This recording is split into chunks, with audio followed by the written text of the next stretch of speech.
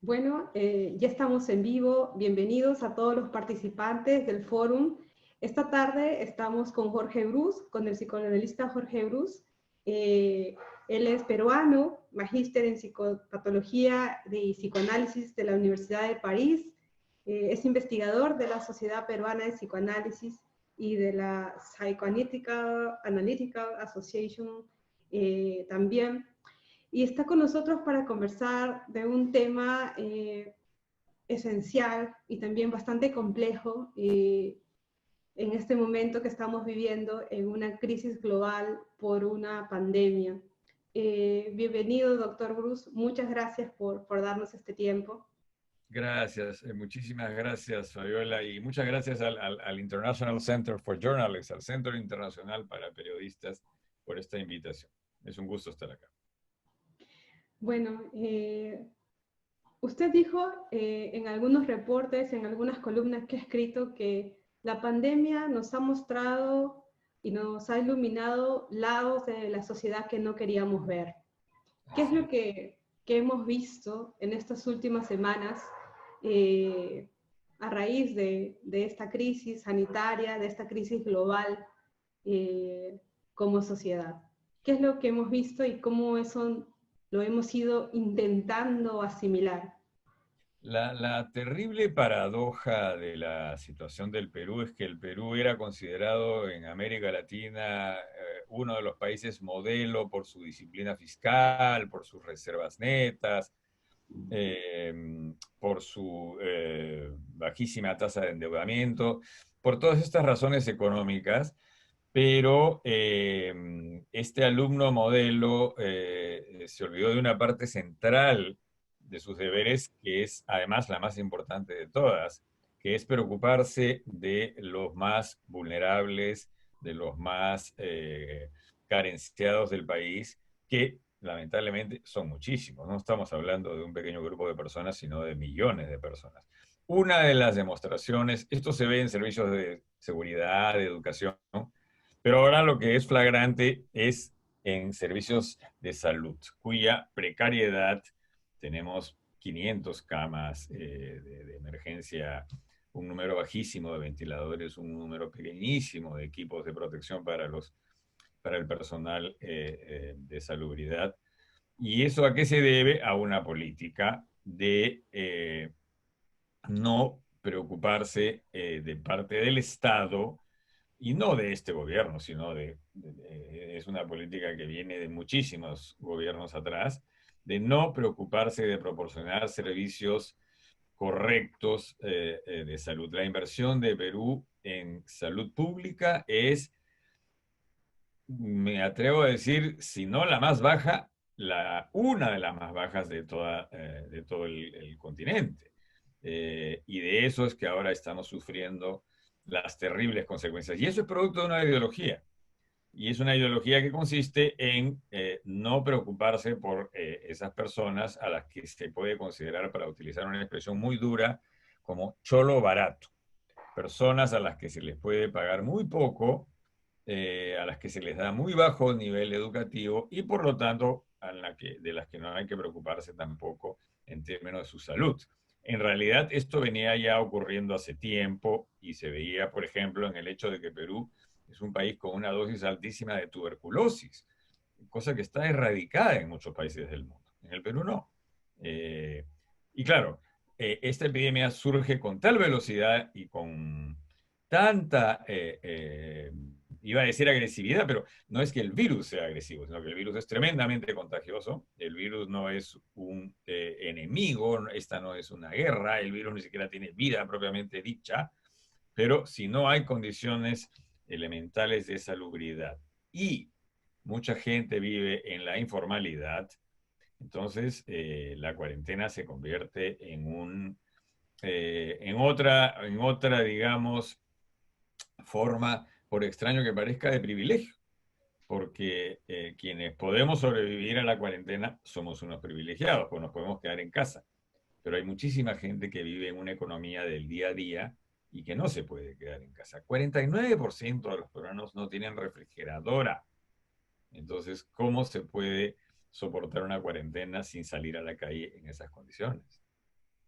Sí, y lo que acaba de contar de Perú puede replicarse para varios países de América Latina donde hemos visto cómo se ha desnudado la precariedad de sus sistemas de salud.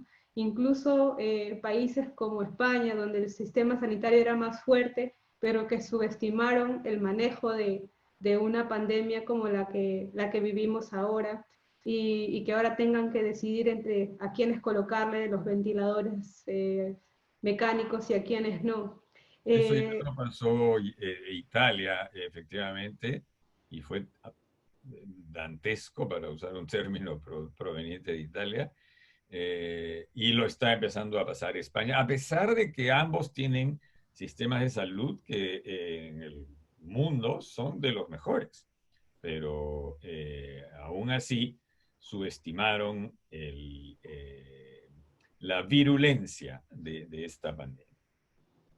sí, y en medio de eso ha habido un impacto enorme de miedo, de pánico, de desconcierto hacia lo que se viene, porque en realidad ni siquiera la ciencia está en la capacidad de poder darnos respuestas que estamos buscando con mucha ansiedad en este momento.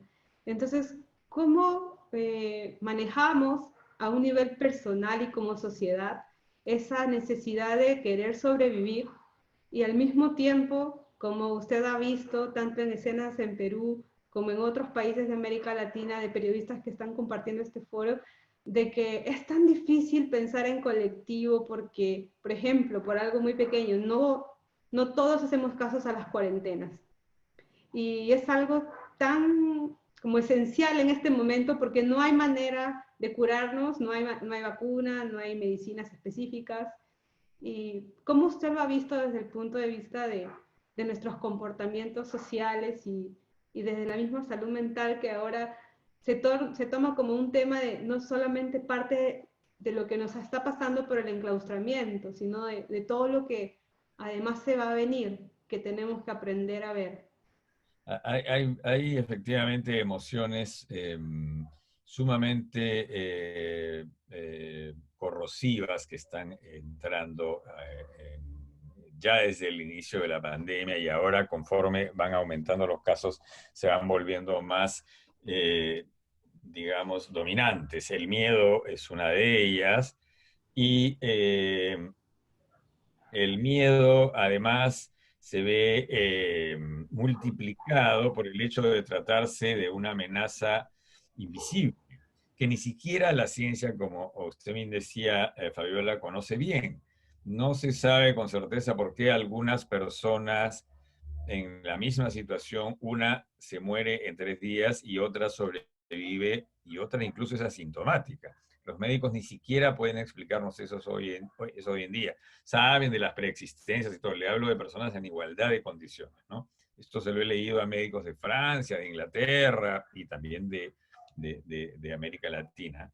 No conocemos el comportamiento todavía de este virus. La ciencia está trabajando a una velocidad fantástica comparado con situaciones de pandemias previas.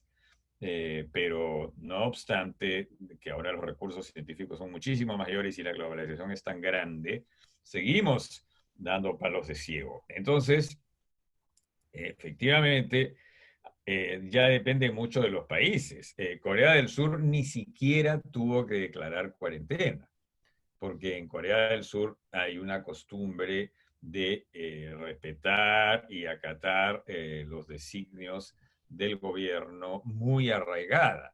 Eh, el Perú y seguramente muchos otros países de América Latina, eh, de- digo seguramente no, con certeza, porque los conozco, he viajado mucho por mi cargo en la Asociación Psicoanalítica Internacional, no tiene esta tradición. Por el contrario, hay una muy arraigada tradición vinculada a no respetar este tipo de indicaciones. Esto se agrava, por supuesto, con lo que señalaba ante su primera pregunta, y es que hasta para la cuarentena, en países pobres como los nuestros, los privilegios se instalan. Entonces, claro, hay gente que puede sobrevivir a una cuarentena de 2 meses, hay gente que no puede sobrevivir a una cuarentena de una semana. Entonces, nuevamente ahí hay que diferenciar entre quienes son irresponsables, indisciplinados y no entienden la importancia de no propagar este virus que solo se propaga mediante el contacto entre las personas y cuando la gente se lleva la mano a la cara o respira. Ahora sabemos tristemente que la amenaza es aún peor porque hasta por el aliento se transmite. Ni siquiera es necesario estornudos o tos. Basta con el aliento para transmitir partículas del virus. Entonces, todo esto genera muchísimo temor y no obstante que en el Perú, para hablar de la situación que yo conozco muy de cerca, el gobierno está actuando con bastante criterio y el presidente se ha erguido en un portavoz sumamente eficiente y responsable, que proporciona tranquilidad y da informaciones adecuadas, pero el riesgo es que cuando la situación, la caldera social, llegue a un punto de ebullición, esto ya no sea suficiente. ¿Qué pasa, por ejemplo, cuando las personas tengan una opción terrible, que es o salgo a la calle a conseguir comida o me quedo en la casa y me muero de hambre? Al salir a la calle me expongo a contraer el COVID-19 y a contagiarlo, por supuesto, pero si no salgo me muero de hambre. Este es un dilema impensable, ¿verdad?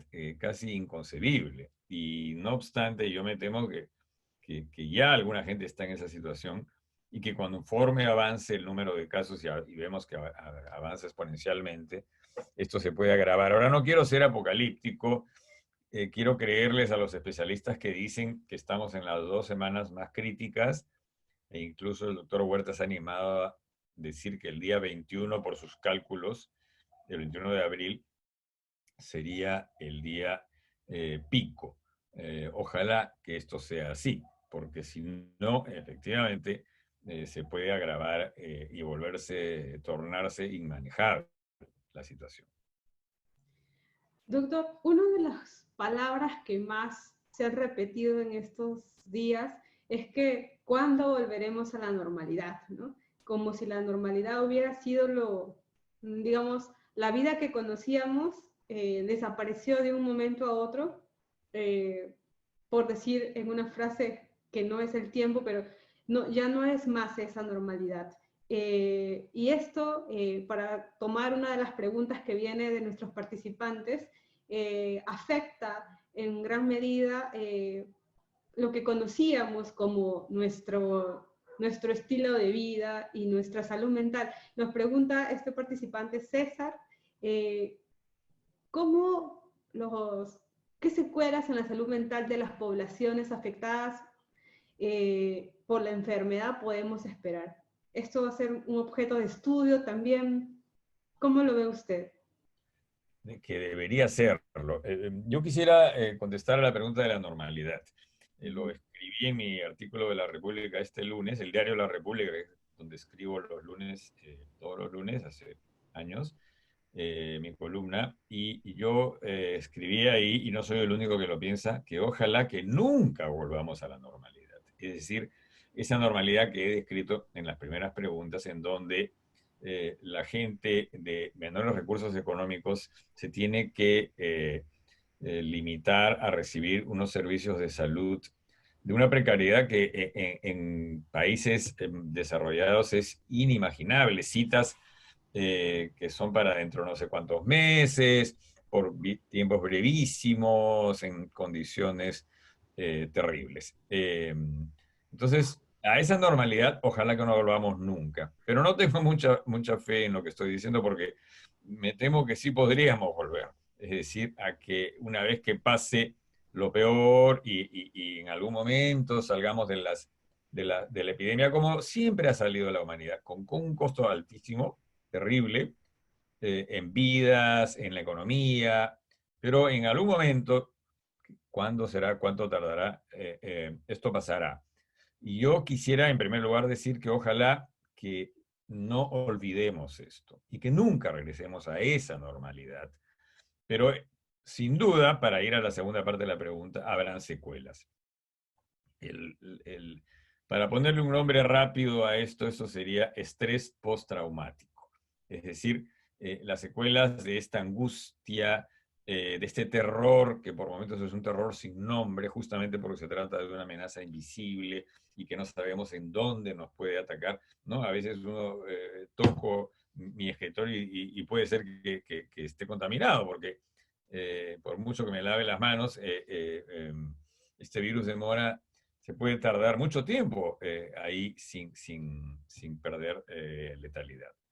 Entonces hay una angustia que es terriblemente persecutoria y que genera no solamente trastornos de ansiedad o de angustia, puede llegar en casos de personas con más fragilidad, y yo he visto a varios, no solo de mis pacientes, sino que la Sociedad Peruana de Psicoanálisis tiene un servicio de atención que hemos implementado especialmente para esta situación, para gente que no tiene recursos, a quienes por supuesto no se les cobra, y muchos de ellos que viven en condiciones mucho más duras que el promedio de mis pacientes, me refieren eso, que viven asustadísimos, con mucho miedo, y muchos de ellos con depresión también. Pero también yo noto con paranoia, es decir, con sentimientos persecutorios, algo que te puede atacar en cualquier momento. Y la gente se defiende como puede de todo esto.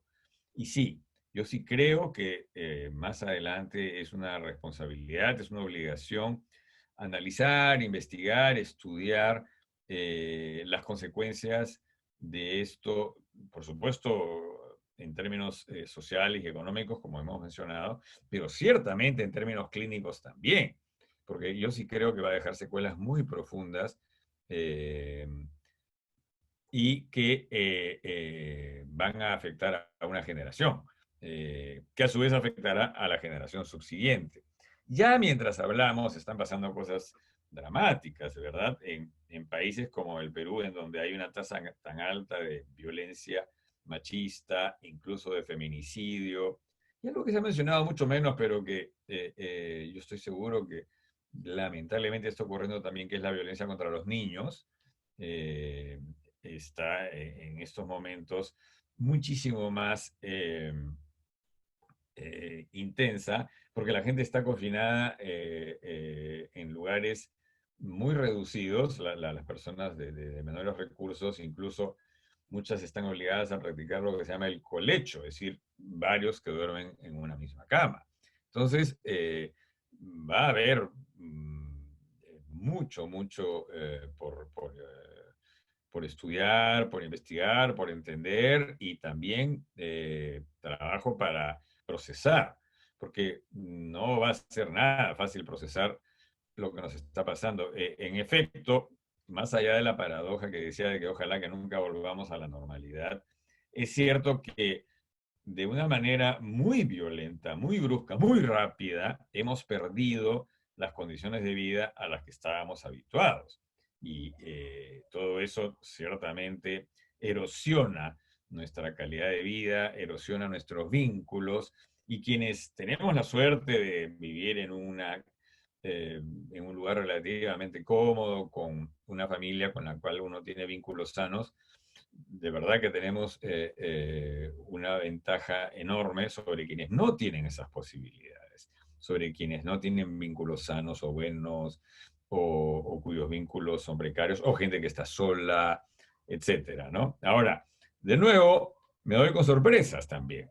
Me encuentro con gente, por ejemplo, que me dice: yo siempre he sido ermitaño o ermitaña, así que esto para mí no es muy sorprendente.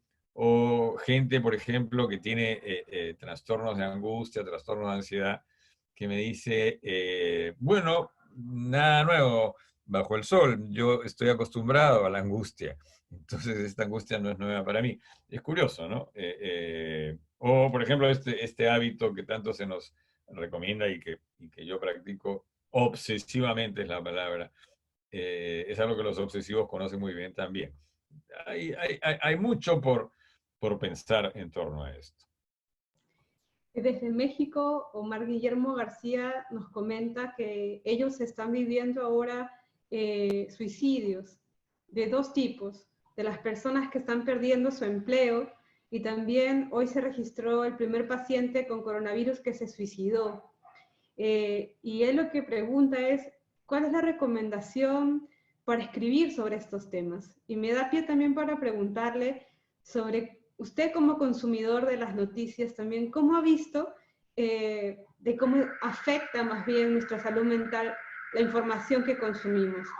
Porque ahora hay una avalancha de información, pero al mismo tiempo no toda esa información parece ser relevante en términos de qué sabemos, qué debemos conocer para protegernos y qué debemos saber para, no sé, monitorear lo que está pasando en nuestro país y fiscalizar. Hay muchas cosas que en este momento se están informando y que están teniendo consecuencias en la gente, ¿no? Entonces nos cuenta este colega lo que acaba de suceder en su país y nos pregunta con preocupación, ¿cuál es la recomendación para escribir sobre estos temas?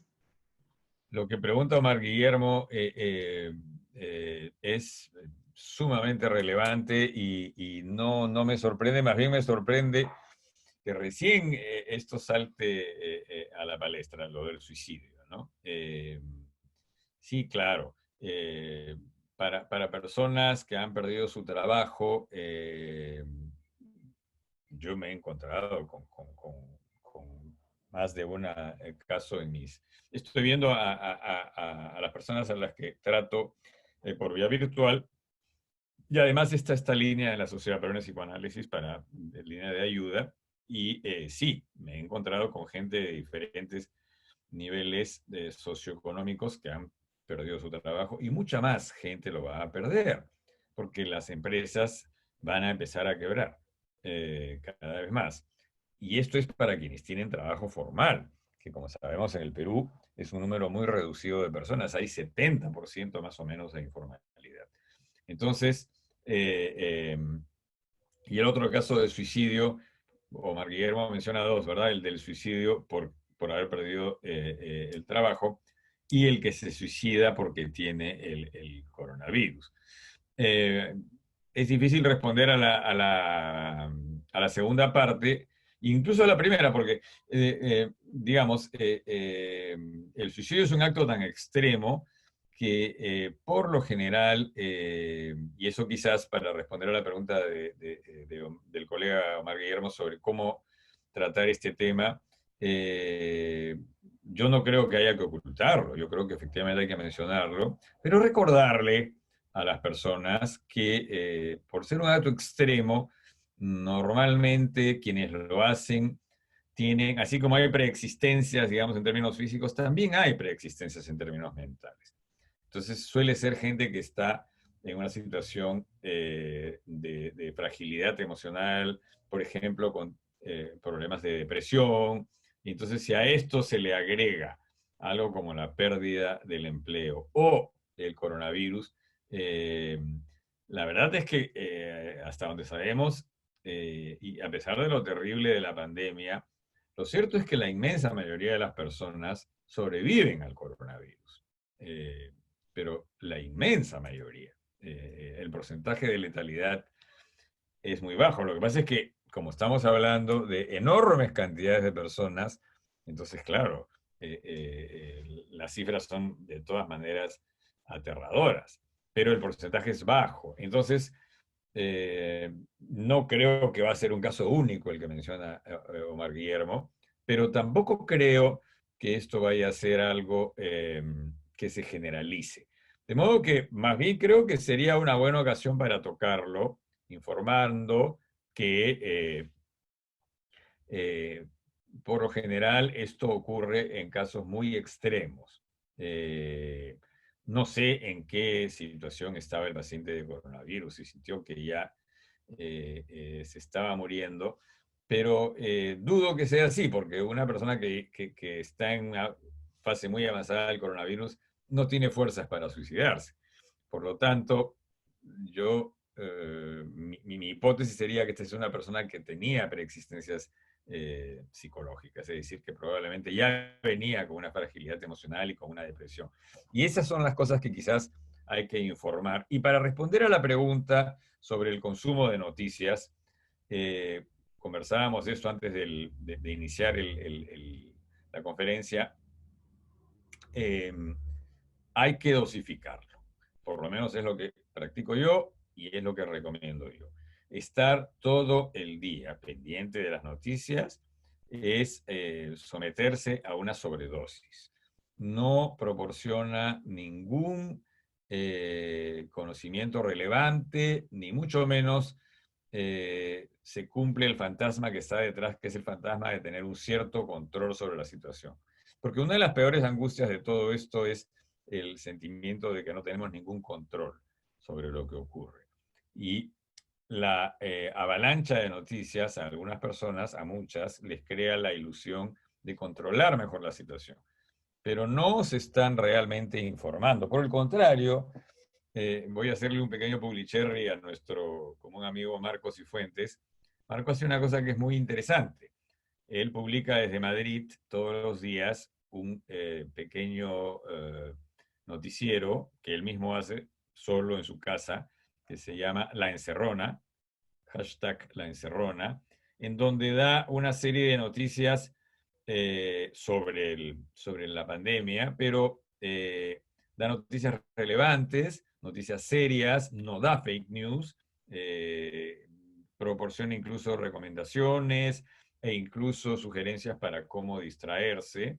Y una cosa que él repite una y otra vez es que es mucho mejor tener así, como La Encerrona, determinadas fuentes de información confiables que nos dan lo que necesitamos saber esencialmente, eh, pero no estar conectado todo el día, porque esto lo único que hace es saturarnos de contenidos que terminan siendo altamente tóxicos. Verdaderamente lo que hace es más bien atacar nuestra capacidad de pensar. Parece lo contrario, esa es la gran trampa. Uno cree que si está todo el día conectado, informándose, entonces se encuentra en mejores condiciones para enfrentar la pandemia, pero es al revés.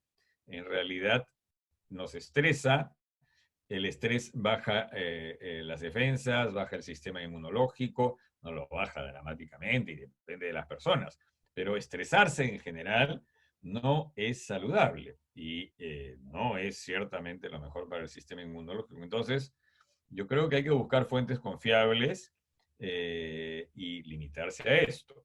No les digo que sea una dieta absoluta, ¿no es cierto? Radical, pero yo mismo me encuentro a veces pasando más tiempo del que debería consultando fuentes o leyendo diarios vía online, extranjeros, nacionales, pero procuro no hacerlo. Y es preferible hacer cualquier otra cosa. No voy a caer en la trampa de decirle a la gente que tiene que hacer cosas interesantes, cosas creativas, ponerse en contacto consigo mismo, leer, escribir o lo que sea, porque uno, no todo el mundo tiene esa posibilidad, y dos, es cuestión de cada uno. Ya bastante difícil es sobrevivir a todo esto para que encima vengan los especialistas a decirle a la gente, tienes que aprovechar tu tiempo. No, no tienes que hacer otra cosa que tratar de mantenerte lo más saludable posible hasta que esto pase.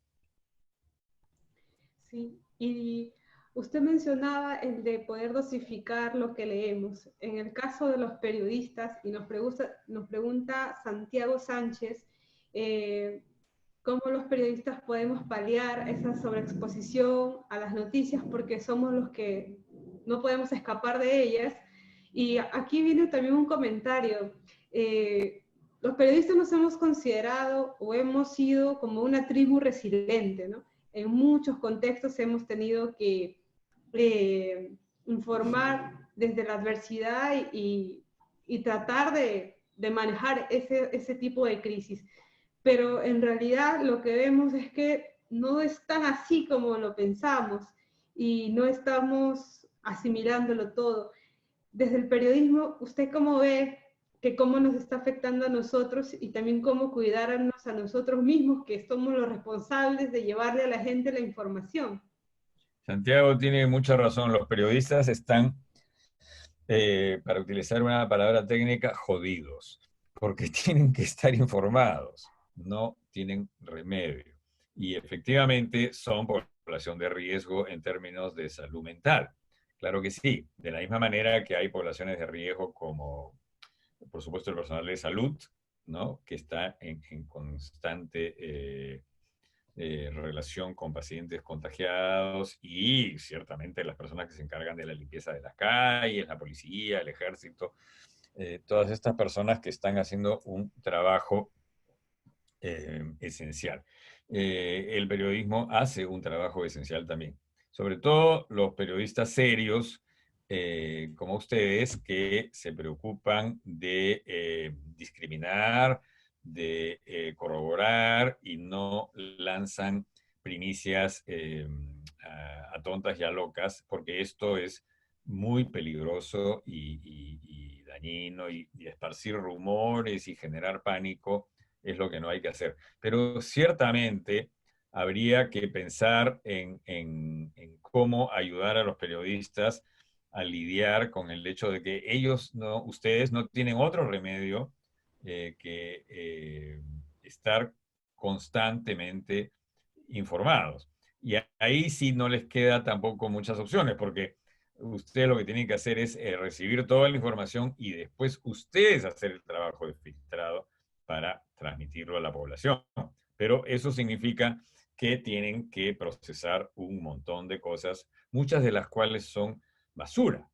Y entonces, en ese sentido, y lo digo con todo cariño y respeto por ambas partes, ustedes son una suerte de recicladores de esa basura.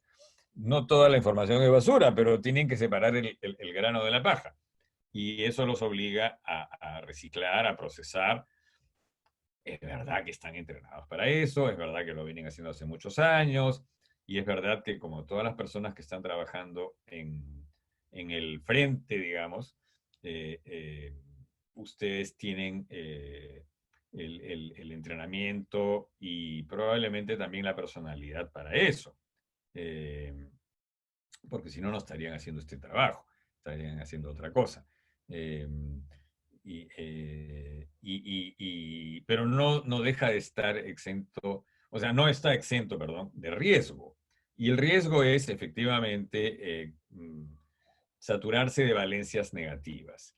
Es algo que a mí me preguntan con frecuencia la gente también, ¿no? Yo no me comparo con ustedes, pero la gente me dice, oye, tú te pasas todo el día escuchando a gente que te habla de sus dolores, de sus angustias, de sus dificultades. Y claro, como todos mis colegas, hemos aprendido a llegar, salir del área de trabajo, del espacio de trabajo, que ahora es en casa, y procurar dejar todo eso en el ámbito del consultorio, así sea el consultorio como en este caso un escritorio en mi propia casa. Pero esto es manejable solo hasta cierto punto para ustedes, para nosotros, para toda la gente que tiene ese tipo de trabajos, porque hay pues algo que se llama el inconsciente que trabaja por su cuenta, ¿no?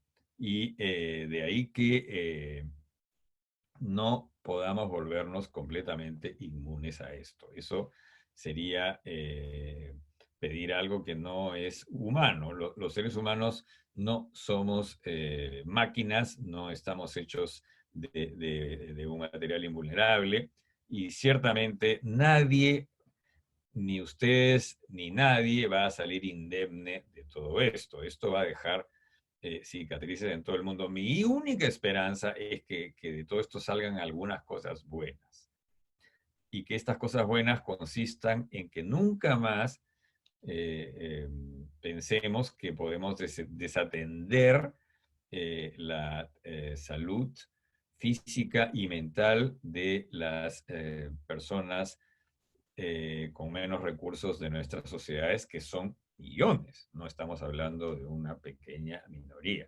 Nos engañamos diciendo que hemos bajado muchísimo el índice de pobreza. De verdad, pero hemos bajado el índice de pobreza, pero 49% de personas sin refrigeradora te da un indicador bastante crudo de que esos índices son muy relativos. Hablaba usted de también qué podemos sacar de positivo de esta cuarentena, de este tiempo de crisis.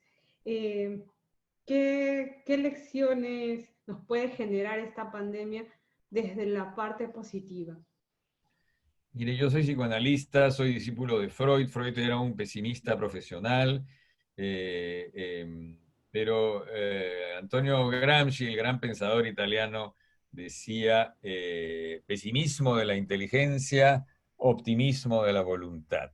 En otras palabras, no espero demasiado de nosotros como género, no creo que, así como con Sendero Luminoso, una vez que pasó la tragedia de la violencia política, eh, en poco tiempo volvimos a la situación anterior, digamos, aquella que generó toda esta violencia.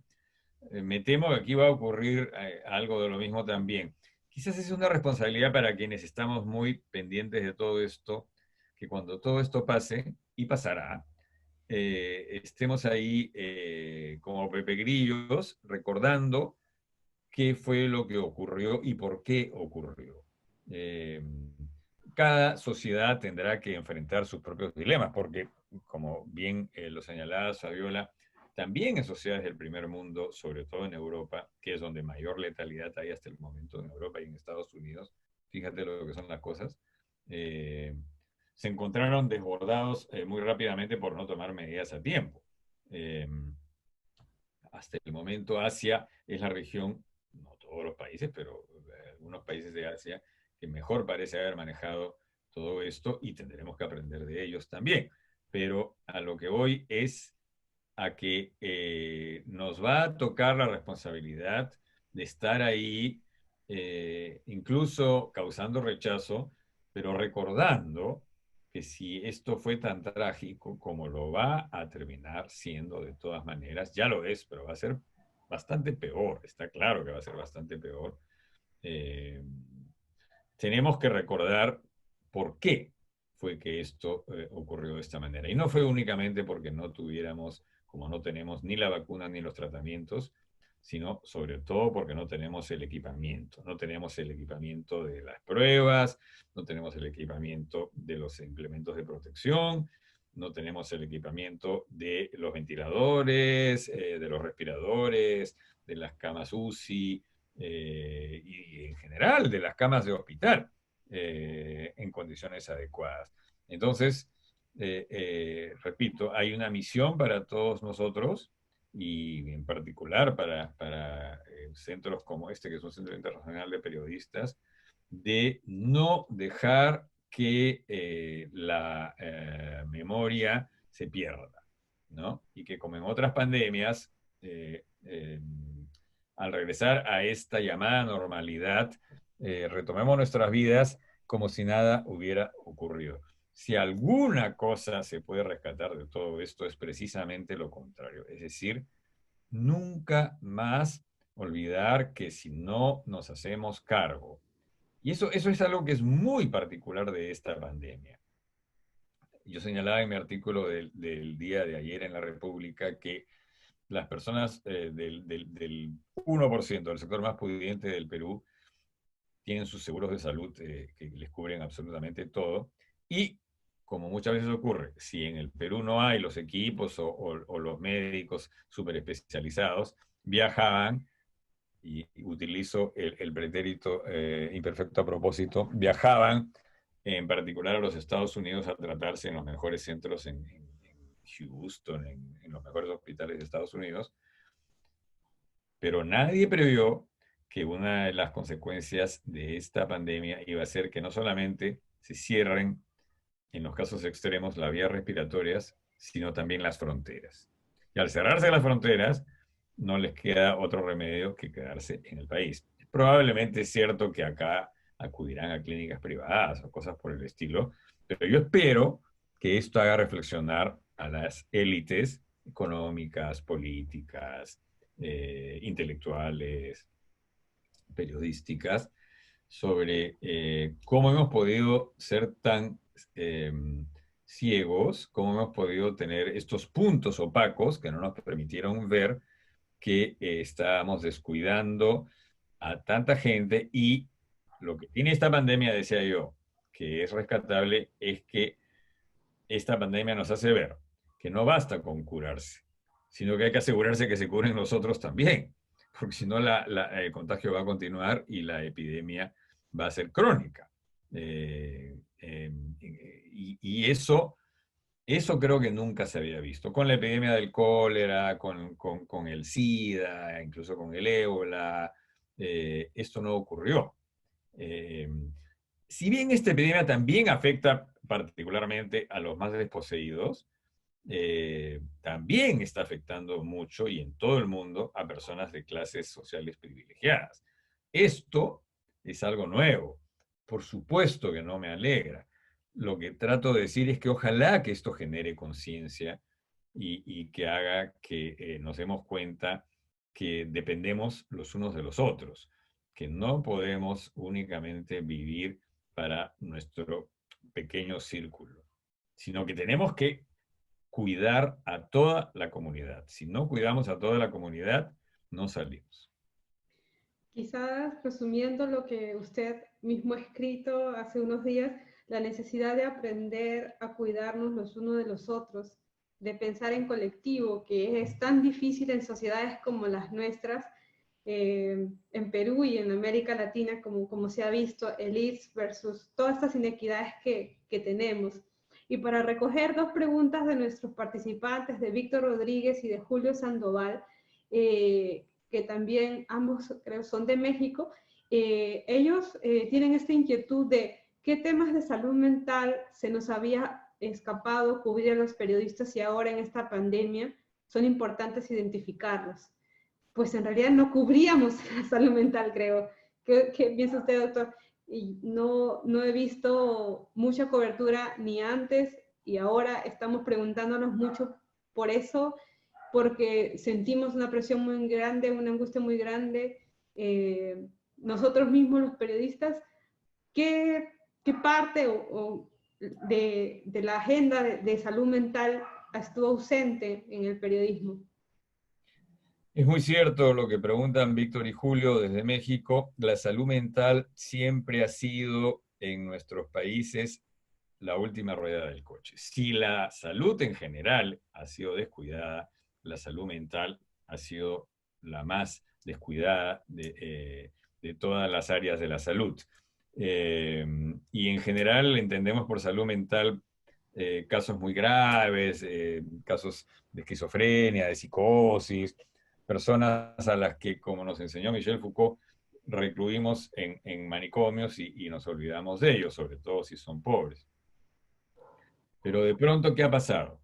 Que esta situación del COVID nos afecta en nuestra salud mental a todos y cada uno de nosotros, los psicoanalistas exactamente igual. Y a los periodistas, en este caso, en particular, porque como comentabas, Fabiola, y también las personas que nos han tenido la amabilidad de preguntar, eh, eh, eh, la saturación de información genera mayor angustia y otras secuelas también.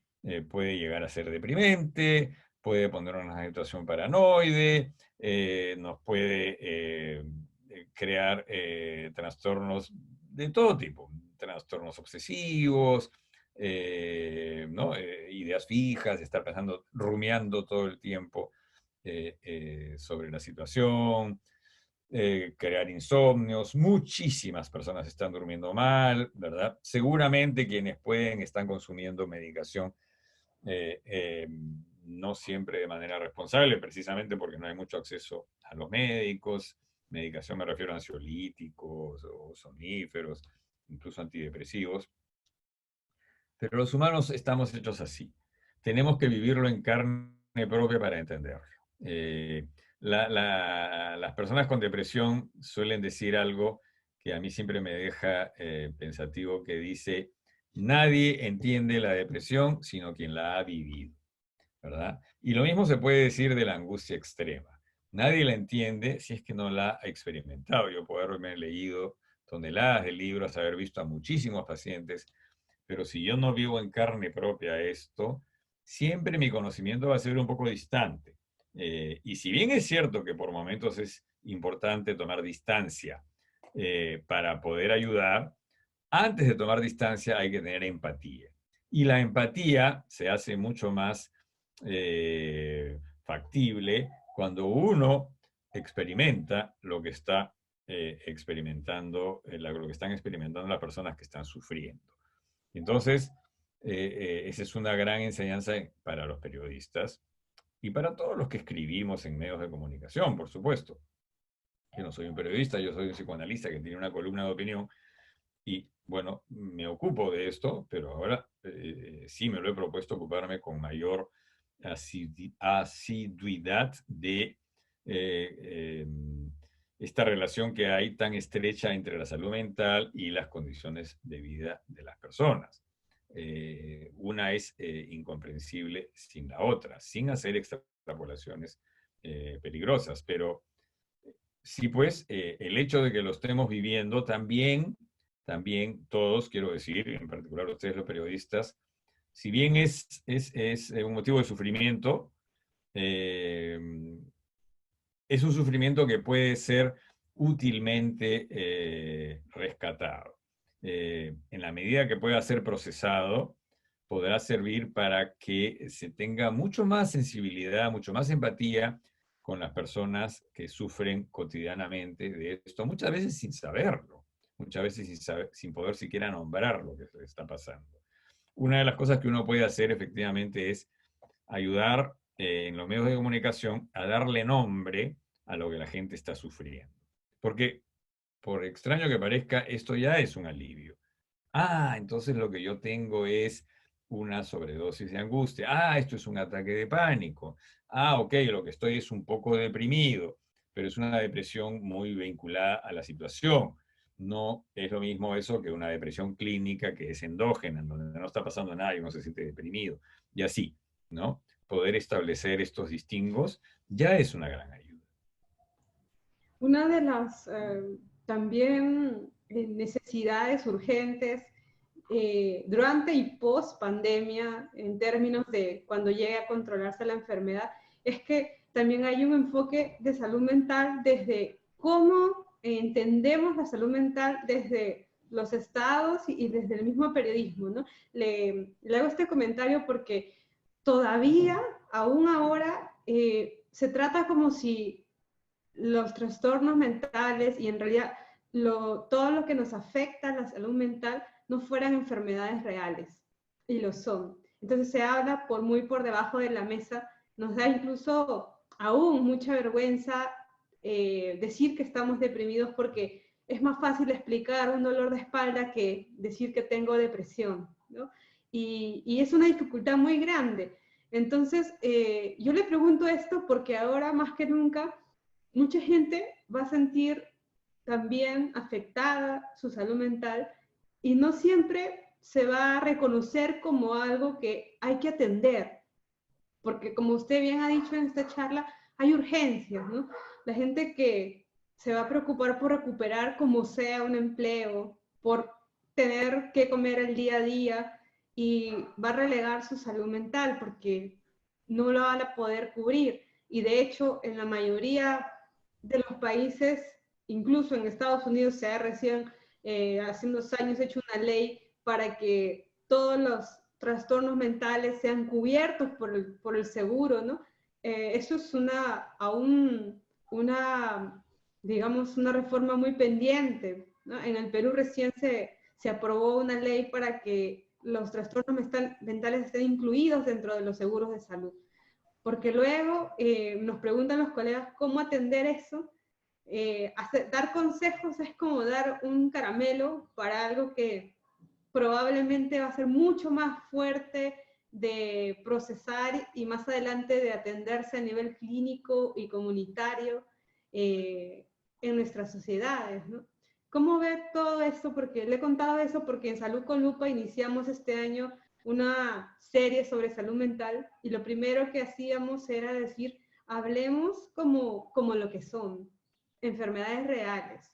Aceptemos que la depresión es una pandemia también y hablemos no por debajo de la mesa de eso, ¿no? Ahora lo estamos hablando porque estamos viviendo en una crisis extrema, pero antes parecía que eso no importaba mucho, que incluso, ¿no? Vivíamos en la cultura de la felicidad, ¿no? Todo el mundo en redes sociales solo estaba feliz.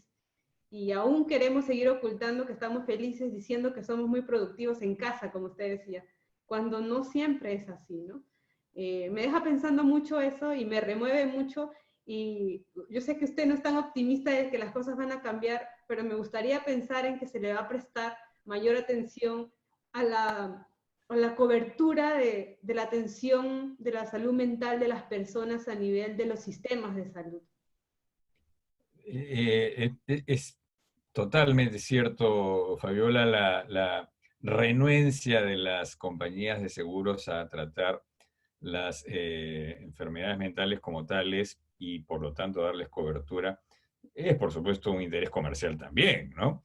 Pero la Organización Mundial de la Salud viene diciendo hace muchos años que la peor epidemia que hay en el mundo probablemente es la de la depresión, que hay un porcentaje de como entre un tercio y la mitad de la población de la humanidad que sufre en algún grado de depresión, y sin embargo, hasta el día de hoy se sigue diciendo que esto es cuestión de ponerle huevos y fuerza de voluntad tener actividades, hacer ejercicio, qué sé yo, ¿no? Como si fuese en realidad una especie de autoindulgencia, cuando es todo lo contrario. Cualquiera que haya visto a una persona con una depresión, la depresión puede ser, para ser sucintos, leve, moderada o grave, pero las depresiones entre moderadas y graves son muy invalidantes y requieren un tratamiento que además es costoso, porque es un tratamiento que incluye medicación y psicoterapia. Entonces,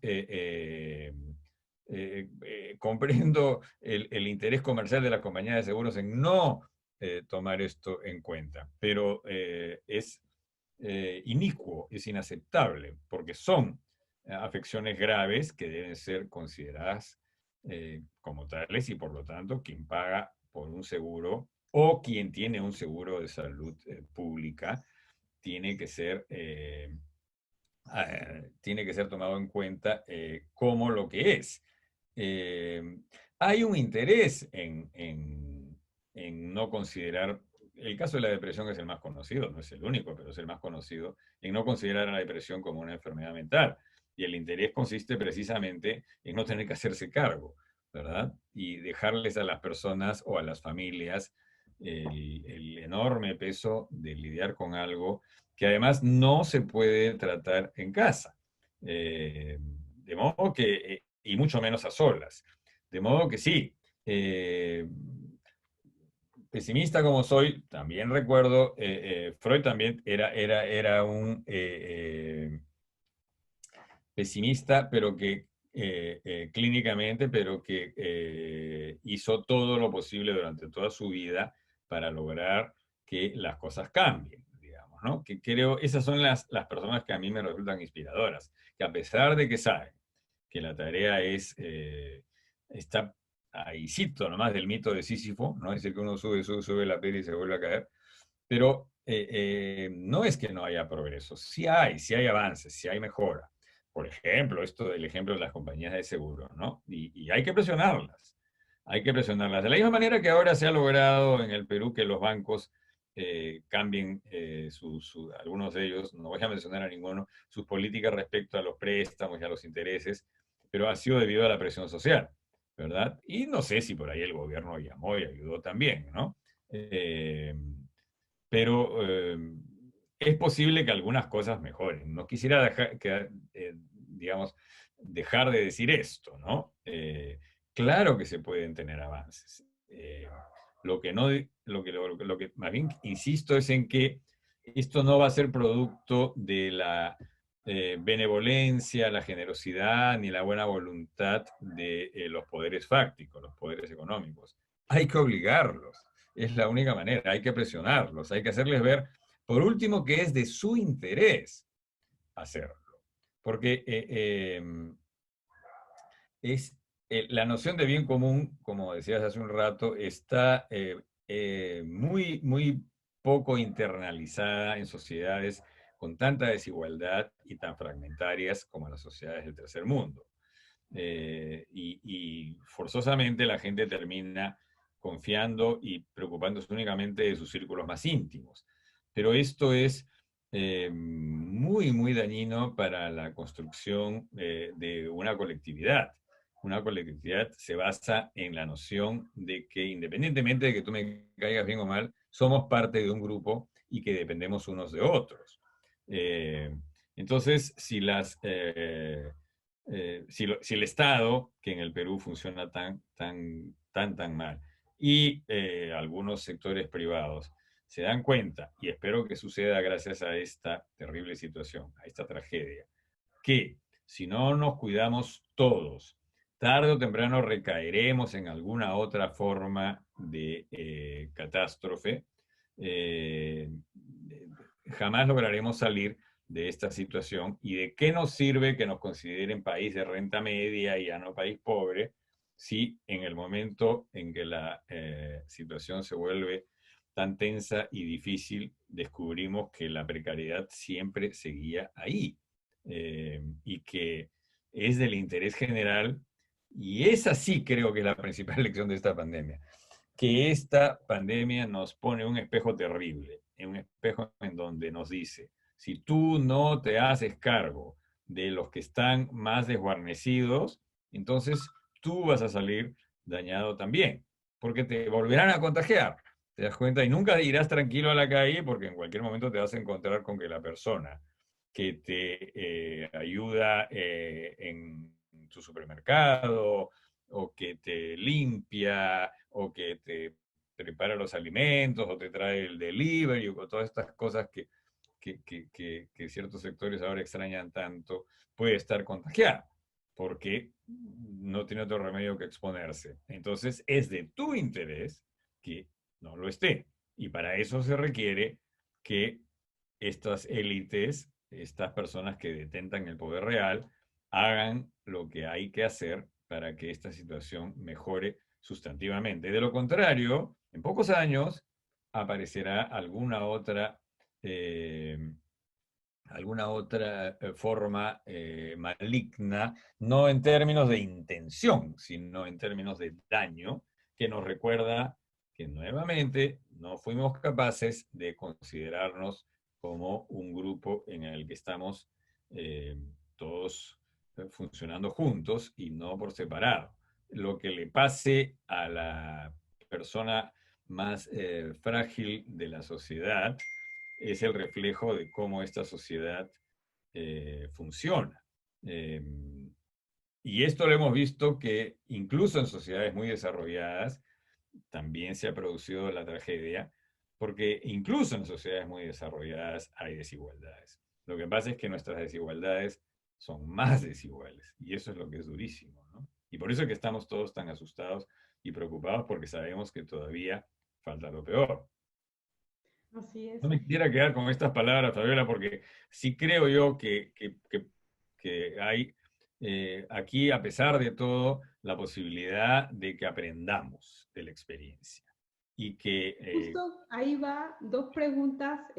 Morgana Rodríguez nos dice, doctor Luz, ¿cómo debería ser entonces una política de salud mental ya pensando con esta lección que nos deja la pandemia? Y Liliana Martínez le quiere agradecer por estas reflexiones que necesitaba escucharlas como periodista y como persona. Eh, Política de salud mental en términos concretos, ella dice, ¿es posible esbozar una en estos momentos?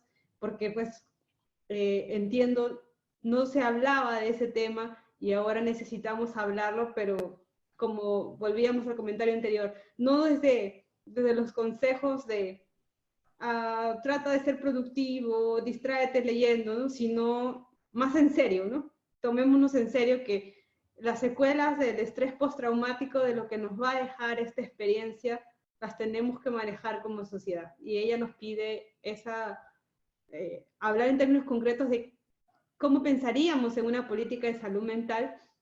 Y Lilian, como dice, agradece esas reflexiones en estos últimos minutos de esta charla. les agradezco a ambas, a Morgana y a Liliana. eh, eh, necesario decir que no hay política de salud mental posible sin presupuesto. Y el presupuesto que se le asigna en el Perú, a pesar de que tenemos estadísticas dramáticas en términos de salud mental, sí hay estadísticas, sabemos que hay una enorme prevalencia de casos de depresión, por ejemplo. Y muy pocos lugares están adecuadamente equipados y hay muy poco personal. Entonces, en primer lugar, es una cuestión de inversión. Eh, pero, por supuesto, esto requiere una voluntad política en donde se tome muy en serio esto y que no sea poner curitas, ¿no es cierto?, a una arteria que se está desangrando. Eh, pero entonces, en primer lugar, que ojalá que en quienes toman las decisiones políticas presupuestales nunca se olviden de lo que estamos pasando ahora. Porque los seres humanos tenemos la tendencia, lamentablemente, a después, con el paso del tiempo, ir borrando las cosas e incluso hay una tendencia a negar las cosas. Lo vemos, por ejemplo, ya lo cité antes, con la tragedia del conflicto armado interno, en donde hubo problemas terribles para ser el lugar de la memoria. ¿Qué cosa significa eso? Que la gente no quería tener, no la gente, ciertas personas, ciertos grupos estaban interesados en que no haya memoria. En esto va a pasar lo mismo. Va a haber gente que va a decir que, bueno, pero lo que interesa ahora es rescatar la economía y en eso es que tenemos que concentrar todos nuestros esfuerzos y hay que dedicar todos los recursos a eso, porque si no hay economía, entonces la gente no tiene de qué comer y no tiene trabajo, etcétera, etcétera. Pero que son formas, en realidad, subrepticias de volver a lo de antes. Y lo de antes es un desastre. Entonces, no obstante que quiero insistir en esto, el gobierno peruano, dentro de todo, está haciendo bien las cosas y ha destinado una cantidad de recursos comparables solo a, a países del primer mundo. Pero el gran problema es que esos son quizá casi los únicos recursos que tenemos. Está muy bien que lo haya hecho, pero me da mucho miedo lo que venga después. Pero sí es un problema presupuestal en primer lugar y a su vez la cuestión presupuestal es una cuestión de visión. ¿Qué clase de país queremos ser? Eh, Porque si hemos llegado hasta este punto es porque no nos ha importado en realidad la suerte de a los que peor les iba. Y entonces estas son las consecuencias.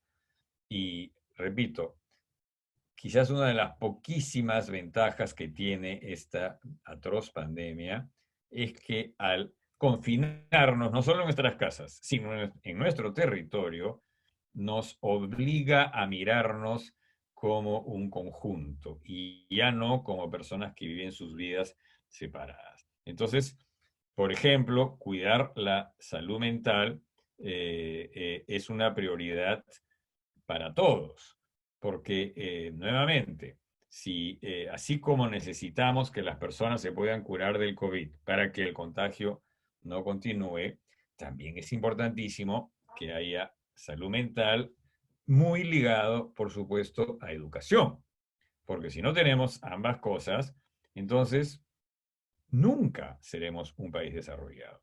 Y hablamos de la OCDE y una serie de planes que sí suenan muy fantasiosos, si es que no somos capaces de cuidar de las personas más desprotegidas del territorio. Y esto, al mantenernos a todos sin poder escapar del territorio, espero que sea algo que nos obligue a todos a abrir los ojos y a tomar medidas. Repito, me da muy buena sensación lo que está haciendo el gobierno, pero este es un gobierno que funciona muy bien en la crisis. No obstante, no lo he visto tan bien cuando estamos en época de calma. Ojalá que esto no se repita, ojalá que de verdad de todo esto se tomen medidas muy concretas para que la salud mental deje de ser considerada como un, digamos, asunto de tan poca importancia como los libros, por ejemplo, ¿no? Por poner un ejemplo análogo, digamos, ¿no? Somos un país que considera los libros como objetos suntuarios, ¿verdad? Y que por eso le ponemos unos impuestos terribles, ¿no? O la educación pública, ¿no? En otras palabras, las clamorosas deficiencias del Estado.